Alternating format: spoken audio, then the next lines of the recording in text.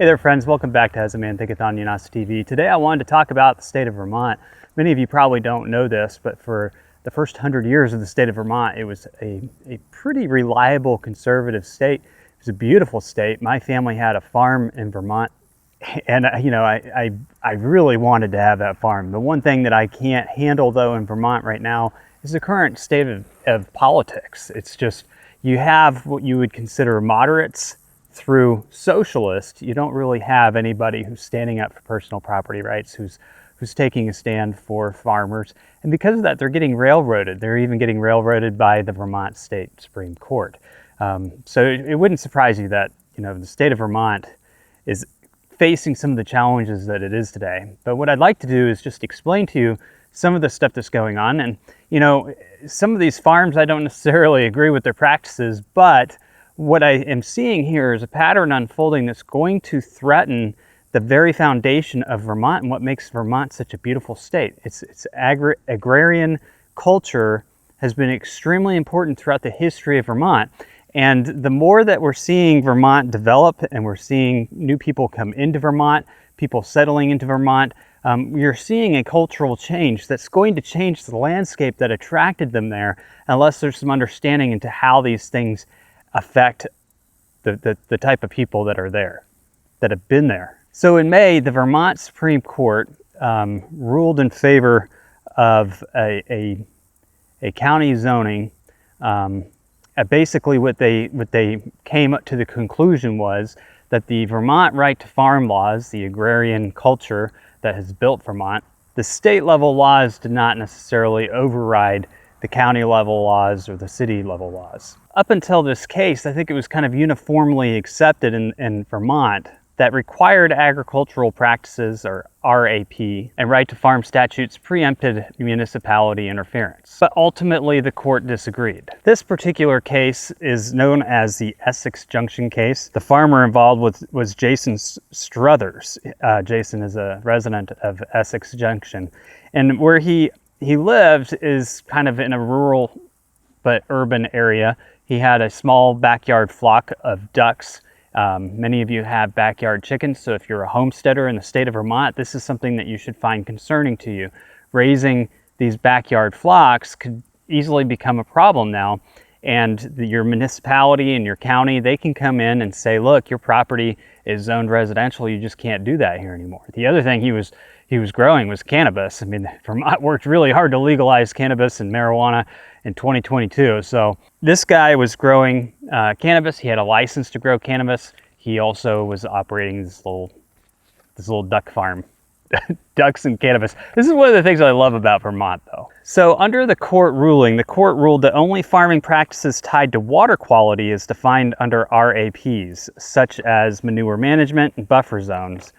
And they're exempt from local zoning regulations, but all other aspects of farming, including structures, livestock numbers, odors, setbacks, and non-RAP cannabis activities, so cannabis is not RAP, it's not required agriculture, can be regulated by municipalities. The decision overturned a lower court ruling and shattered the long-standing assumption of Vermont's statewide right to farm policies. So I think that, and I am going to talk about a win for agricultural producers in Vermont Supreme Court too a little later in this video, but I think that this has opened up the door for a whole lot of other municipalities to come in and shut down homesteads, shut down farms, and they're going to do it. They already are doing it. There's a case in, let's see, where is this? Orleans, Vermont. So in Orleans, Vermont, and I believe that this is actually the town of Barton, sorry. So this is Barton, Vermont, in the county of Orleans.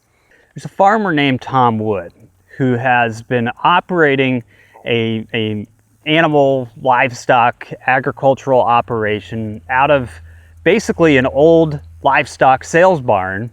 It's in the town limits there in Barton. But like I said, this has been a livestock sales barn for a very, very long time, going way back in the 20th century. So he's operating this farming business there. He actually, the property was sold from the original livestock sales barn family to two brothers, I believe, out of Massachusetts, who then simultaneously leased the barn and the 5 acres to this farmer. So, you know, there's going to be some questions in here, some legal questions, and I think that this is actually going to be a tougher case than just what the Supreme Court handed out for a number of different reasons. But he's been operating this farm there since 2016. Now, back in 2019, some people were starting to complain about the smells. They've made a lot of accusations against this farmer for how he keeps up his property and how he handles his animals. I want to note here that, you know, the conversation has gone on since 2019, number one. He was never actually found in violation of any zoning ordinance until 2024, 8 years after he had been farming at this location. And like I said, this isn't somebody who I would probably feature on our Meet My Neighbor series. I've seen some of the pictures of this place. I also recognize that what people are showing in pictures are pictures that they want the public to see. They're trying to create a public perception of this farm, so I think it's unfair to judge from that angle. So what I did was I actually went in and I said, okay, if this guy for all these years has been violating his animals, not taking care of them properly, certainly there would be some sort of follow-up, because Vermont actually has some pretty stringent animal cruelty laws. They do have, you know, the right to proper animal husbandry, so it could be a little harder to, you know, to hit up a farmer for how, you know, they're raising their animals. But there are standards to animal husbandry. What's a good animal husbandry practice, and what's, you know, considered acceptable. And if this guy was doing anything that wasn't acceptable, in all this time of this discussion, they probably would have gone after him in that direction. I'm sure that people have tried to report him. There's just not anything that anybody can pin on him for misoperating his farm, okay? And in fact, the county has basically said what he is operating is an acceptable agricultural business. It's just in the wrong place. It's in a place that they had rezoned in 2006. So the Orleans Commission sales barn is what it used to be, okay? It was a livestock sales barn that's been around for a very, very long time, and it has always operated as an agricultural business. This sales barn, this operation of a sales barn, which is an agricultural business, predates any zoning changes that occurred in 2006 by the county. And the county reaffirmed a lot of those changes in 2018. And in 2019, that's when neighbors started saying, hey, you know, we don't like the smell that this guy's putting off. You know, he's a nuisance. And there are farm nuisance laws in Vermont that protect farmers. So what they've done is they've come in there in 2024, 8 years after this guy's been operating, and they've said, hey, look, you know what? You can't do this here because it was rezoned back in 2006. Now, the argument that the county is going to try and make, and I think that, number one, this initially failed in 2024. They initially brought up the violation. I think it was in June of 2024. Okay, yeah, so in July of 2024, the zoning violation was issued to the property owners initially, and then in November, the zoning violation was revoked, so they were no longer in violation. But then in December of 2024, they revoted to put the property in violation, $100 a day fine as long as you're operating as a farm. I don't know what happened between December and that point, because in January, the property actually changed hands. The property owners sold the property, the Pollux sold the property to this Woods guy, and so maybe that reset the process. I don't know exactly what happened there, but for whatever reason, nobody was moving forward with these violations at that point in time. Then we had that Supreme Court ruling in May. It wouldn't surprise you that in July, they came out and said you're in violation of our zoning ordinance because the state just ruled in our favor on another case, and now we're putting you back in violation. So he argued it, he petitioned it, and on June 23rd, he was supposed to have some sort of hearing. I don't know what the results are of that hearing yet, but you can see how this law has kind of reinvigorated this case. It kind of fell apart for a while, but then as soon as the Supreme Court made that decision in May, they turned around 15 days later and said, you're in violation. Shut your farm down. a lot of people could look at this particular case in Vermont and say that it was a non-conforming use that was there before the zoning ever took place. And I started to allude to 2019, 2020, that time frame. And that's because in 2020, there was a news article that came out, and this was in the Barton Chronicle, that zoning officials were looking at a new use for the old sales barn.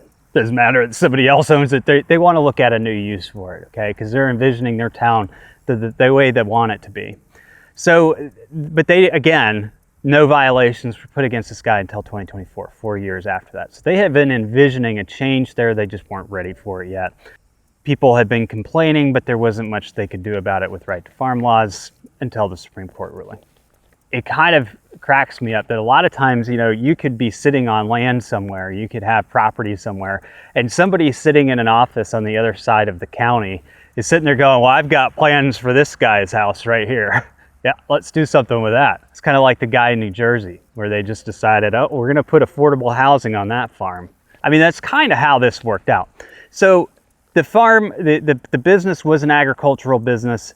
The family that operated the sales barn sold it to the Pollock brothers, who rented it as an agricultural business and then sold it to the agricultural entrepreneur himself in 2025.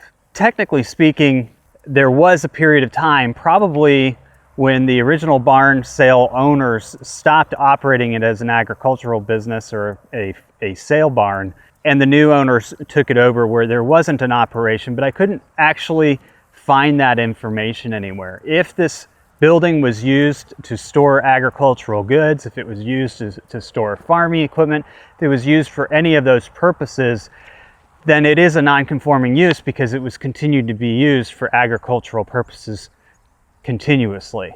But the county could make an argument that if they had stopped using it for a period of time, that the non-conforming use was abandoned, and therefore they have the right to apply the new zoning codes that they wanted to apply to the property. But they have to prove abandonment.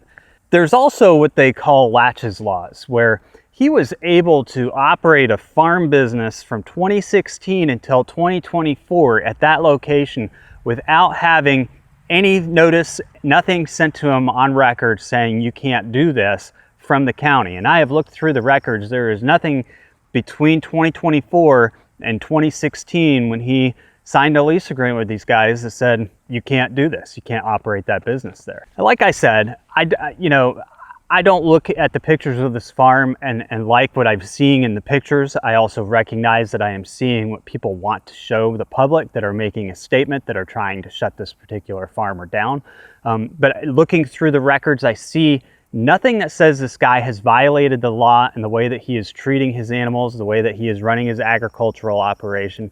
The only thing I see here is that they're trying to shut him down based on a zoning ordinance, and yet he's on a property that might very well could be, depending on what they had stored in that building or what was going on with the building between the time he took over farming it and the time it shut down as a sales barn. It could very well be that this property is a legal non-conforming use. And that non-conforming use can transfer with ownership in many cases, most cases. But regardless of what we think of this guy or the guy with some ducks and marijuana in his backyard, these implications are going to move quickly across the state of Vermont. There are a lot of people who are moving into these little towns and these little areas. They like agriculture, they like supporting agriculture, just keep it away from them. They don't want to smell the animals, that's gross. They don't want to put up with tractors driving down the road, that's an inconvenience. But they want it, they want the landscape. You know, maybe you could just hay the fields and feed the hay to some livestock somewhere else. Oh, you can't make money doing that? Really? I think that what we're seeing is kind of overall a bad policy in the state of Vermont. I do, you know, there's part of me that looks at this and says, okay, well, they're decentralizing control over property uses. And so, you know, maybe you need to move to a town or move out of a town or go somewhere where you're welcome. I'm not against decentralizing it from the state, not at all. But I do find it concerning, and I think that what we're going to see here, because of this May ruling, the fact that 15 days after the ruling, we already have counties using it against farmers. You're going to start seeing this progress across the state. You're going to start seeing people who are raising backyard flocks, maybe even honeybees, start facing criticism from counties for zoning violations. They can't sell their honey, or they're an agricultural operation. They can't sell their eggs, or they're an agricultural operation. I don't know, maybe this guy was selling his duck eggs and his cannabis as a special bundled treat. Point is this is a mindset that is growing across the state of Vermont. And the fact that the fundamental right to farm laws, which are they used to be considered kind of a right, but they're not considered a right. And it's going to allow a lot of these municipalities trying to grow into these boutique-y little hallmark towns to just wipe these people out. If you lived in Vermont and you were a homesteader, I would be very concerned about that Supreme Court ruling, and I would try and figure out, get my ducks in a row, no pun intended. So under this ruling, just to give you an idea, towns now have a legal standing to require permits for barns, fencing, and animal enclosures, enforce livestock limits on non-agricultural zones, deny new agricultural uses in neighborhoods previously considered rural by character, limit on-farm businesses like agritourism, workshops, or farm stands. They have the right to limit all of those things because of the state's zoning.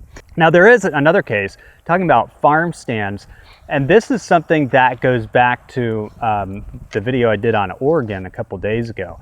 I think this is a rather interesting conversation. There's a case of the Hartland farm store. So in June of 2025, the Vermont Supreme Court ruled in favor of SM Farm Shop LLC, which is a family-owned operation tied to the 600-acre Sunny Mead Farm in Hartland, allowing the construction of a large farm store near Interstate 91. The decision affirmed that value-added agricultural enterprises, when properly aligned with regional and state planning objectives, can move forward even in the face of local opposition. So this is kind of like almost a complete reversal.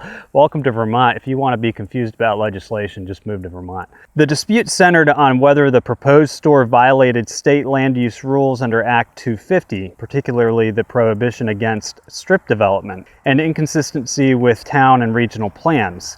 Despite concerns from Heartland Planning Commission, the Supreme Court held that the project met the Act 250's criteria and was consistent with Vermont's goal of supporting resource-based rural commerce. They have the goal there, they just don't have the goal when it comes to small farms. I mean, if it's a 600-acre farm, they're gonna put up a farm store. That's a great agritourism attraction, right?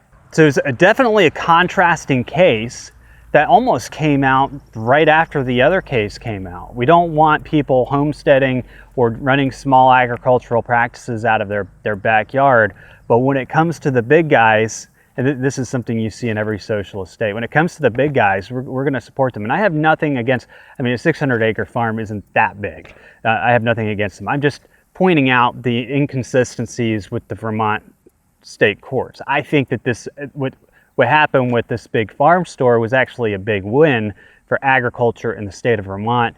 And I think it's going to benefit the community no matter how you look at it. It's a beautiful looking store that they're going to be putting up there. Point is that they have clearly taken a direction or a step to limiting the little guy while allowing the big guys to expand. At the very heart of the Heartland issue, the store, it's not a small livestock operation or a backyard homestead.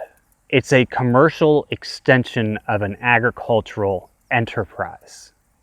But I think that all of these cases teach us a little bit about what's going on in Vermont, because in every single case, these local municipalities fought the farmers, whether it was the big 600-acre farm or the guy raising marijuana and ducks in his backyard, or the guy trying to raise livestock in an old livestock sales barn. Local municipalities are against the farmers. They don't want those operations going on near their municipalities, which is a dramatic change in the very identity of the state of Vermont. Vermont is losing its cultural identity because of the culture change that's happening within these small towns, within these communities. It's more important for them to develop into small boutique ski towns and stuff. Believe me, where my family's farm was, that was right outside of Ludlow, Vermont. When I grew up, you know, Proctorsville, Vermont, Cavendish, Vermont, well, Cavendish is still this way, but Proctorsville was just you drove right through without knowing it was there. At Cavendish, at least I could figure out where the center of it kind of was. Now, if you drive through there, Proctorsville's got breweries, it's got all sorts of tourist attractions. Ludlow has exploded into this massive ski town, but that's what they want it to be. They want it to be skiing, outdoor recreation. That's the culture that's moved into these areas. They want to go out to bars and drink. They don't want to go out to a bar and drink and have some food and smell the farm next door. And they love this area because of the preservation of the land, because Vermont has historically been an agrarian society.